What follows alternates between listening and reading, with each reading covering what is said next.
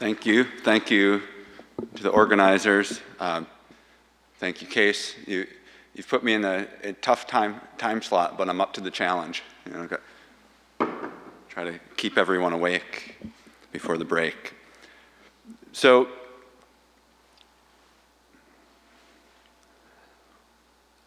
today we're going to do a breakneck tour of Breakneck, Istanbul. Istanbul, of course, is at the center of many world affairs right now. And in particular, I'm going to look at some of the major development projects, do a brief overview of some major development projects, and then look at some informal settlements that have emerged in the city. And so with a counter of the top-down urbanism with a bottom-up informal urbanism. So geographically, as I mentioned, Istanbul is in a very strategic location, and both regionally, globally, and this is true from a physical standpoint, but also true from a financial standpoint, and their role in the geopolitical strata. So in the past 25 years, Istanbul has grown to 15 million people. Of course, this depends on who you're talking to. The official records are always different than the actual population. Some people estimate it to be up to 20 million people. And so we can see this is the historic core, but it's expanded much beyond that. And this map shows the spread of urbanization in the 20th century in Istanbul. The yellow colors represent development that happened primarily in the 1990s. So you can see this spread from the waterfronts and the urban core of particularly in the last 25 years. And what we see, a previous presenter today was talking about polycentric cities. We see this in Istanbul. There was a historic core, and now the city center of Beyoğlu or Taksim that some of you might be familiar with. And then there's new city centers. So this is the new neoliberal city viewed from Taksim Square. And these ever-expanding towers house much of the financial capital institutions in the city. And this has laid ground for direct foreign investment since the early 2000s. And we've seen a lot of mega development, what Christina Hill was calling iconic design. And I would say a lot of iconic design that does not incorporate the resilient structures or resilient systems that she was showing earlier.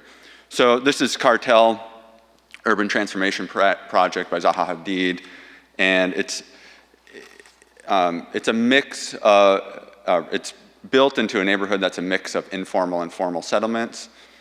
So this is on the Asian side of Istanbul. And another major project is the Yenikapı transfer point and archaeological park. This is on the European side, on the edge of the historic peninsula, and sometimes called the Marmaray Project. This is by Peter Eisenman Architects and Aytaç Architects were the main project leaders. And in the process, this rose to fame not only for the sheer size of the project, but in the process of excavating for this project, they discovered 8,500-year-old sites and realized the city's older than anyone had known before. So these are important projects that have their critics, but Istanbul is also a city of commodification, direct commodification. It's a city in a shopping mall. There's over 140 malls in Istanbul. Some of these include, as you see, the Mall of Istanbul, Ak Merkez, which was on the right. That was built in 1993, won architectural awards, believe it or not. And Cevahir Mall was the biggest mall in Europe from 2005 to 2011. So there's huge malls, and many people say an overbuilding of malls, degradation of fine-grained urbanism, and a commodification of place and a privatization of open space.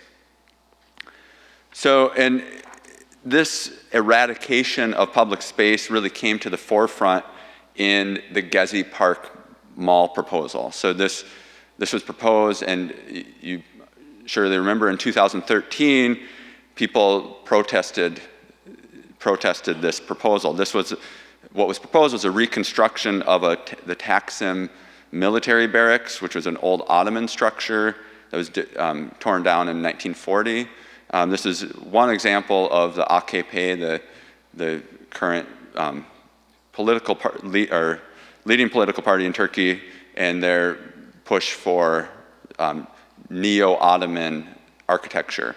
So this again was a restructuring of this military basics, but as a shopping mall, in an area that has very limited green space. So Gezi Park is one of the few remnants of green space in central Istanbul, particularly in the Beyoğlu neighborhood. So this project got frozen in 2013, but then in 2016 it was put back on the agenda. And of course we saw this was kind of the straw that broke the camel's back, and we saw the Gezi Park protests in 2013, the infamous woman in the red dress, who incidentally is an urban planning professor at Istanbul Technical University, and she's forever immortalized in Lego. So it was an iconic moment. But these are the projects that lead up to what some people call the crazy projects that the current administration is pushing forth.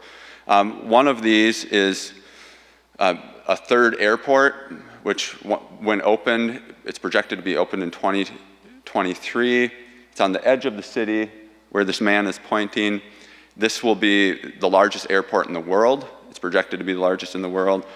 And it has huge implications. It's going to drive development into,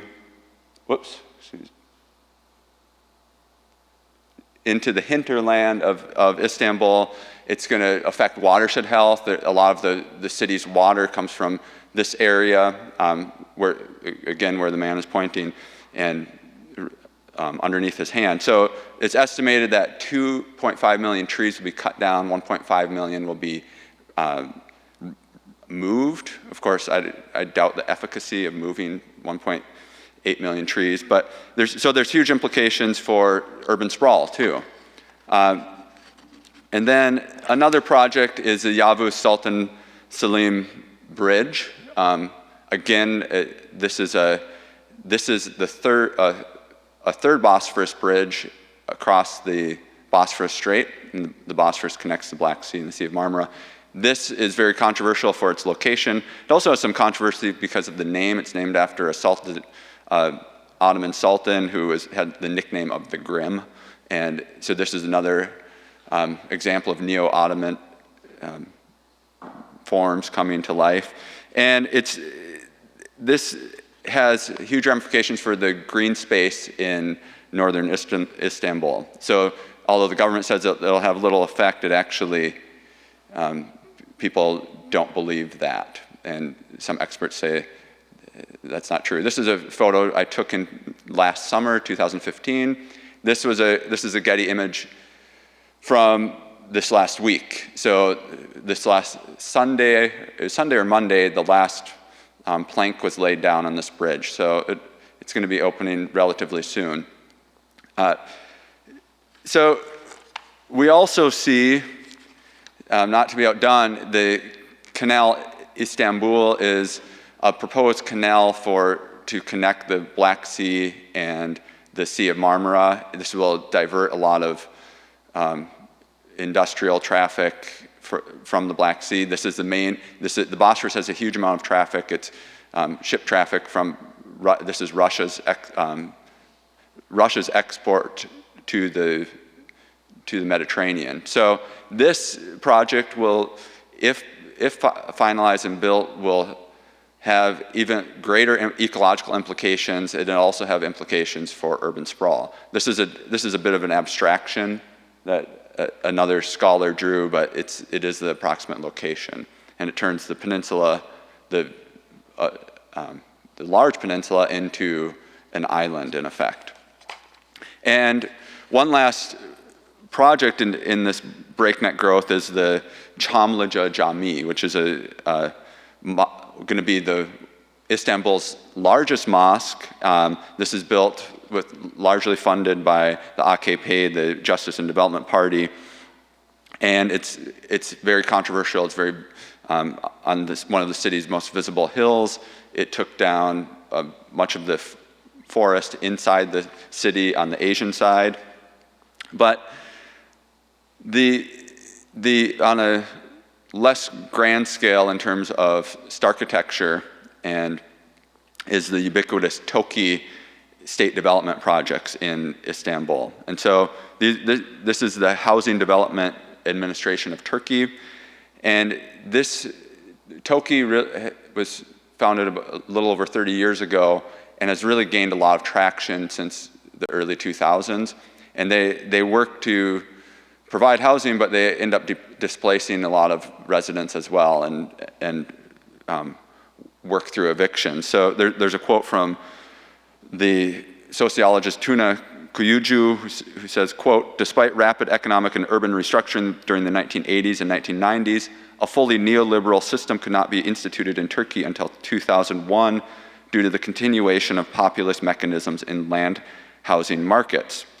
Through political favors, that is votes, people continued populist channels for distributing rent," unquote. So this meant that there's a finer-grained urbanism and finer-grained housing market met through the informal settlement. So foreign direct investment increased after 2003, and home ownership actually has gone down. It used to, in 2000, it was the highest in Europe at almost 60% in Turkey, and now it's much lower. And since 2007, Turks rely heavily on mortgage credit compared to before. This is an eviction map of Turkey, and I'm going to skip the example of Tarlabaşı and get into this grain of Istanbul's informal settlements. So Istanbul has 50% of its residents living in informal settlements, and it's a classic response to industrial jobs in the cities. And so this started in the 1950s and really gained huge traction through the 80s. And the government, the big key here is we have to remember the government policies encourage this. There was insufficient housing, and so there are self-help housing policies to meet demand in the 60s and 70s and 80s. And squatters could establish squatters' rights if they had 4 walls and a roof over their head. So and Istanbul is a unique case. In some informal settlements, its infrastructure is retroactively established, and the results are often, but not always, fine-grained organic urbanism. So I have a number of years of research on informal settlements, on-the-ground interviews and analysis, observation analysis of various sorts. And these informal neighborhoods house a very fine-grained urbanism, strong bridging, social capital. They have flexible streets where that becomes a public space. It's flexible in form, it's flexible in social activity, it's flexible in economics. They're intergenerational. These photos were taken last summer. They're some often green. They're greener than you would think. These aren't always people living in poverty. Sometimes they're called slums. Many of Istanbul's informal settlements are not slums. But in the case of 2 informal settlements I've studied, Fatih Sultan and Karanfilköy neighborhoods, they're in high market areas. They're constantly under pressure, and they're worried about clearance and redevelopment schemes. This is the Meridian Hotel in Etiler in Istanbul that's right on the edge of these settlements. So Toki, they're always worried about Toki stepping in and doing this, which happens too often. I have to finish up, but the lessons here to learn are that people, and I'm sorry I didn't get to this key, but these informal neighborhoods in some cases have formed really robust neighborhood associations that have, if they have some form of tenure rights, which sometimes they do, sometimes they're tenuous tenure rights, but they still have them, they can leverage this with the function of these neighborhood organizations with the help of representation at the municipal government level and with, in some cases, outside NGOs, and get a place at the table and protect their neighborhoods. So this community organization has really rallied and been able to preserve this. But Istanbul has, unfortunately, it's become a city of haves and have-nots. And I have to end, but I'd like to end with a question is, that I've thought of during Christina Hill's lecture, can we leverage global capital to have more resilient and participatory cities that can incorporate some of the 1% into some of the 50% in the case of Istanbul? So, thank you.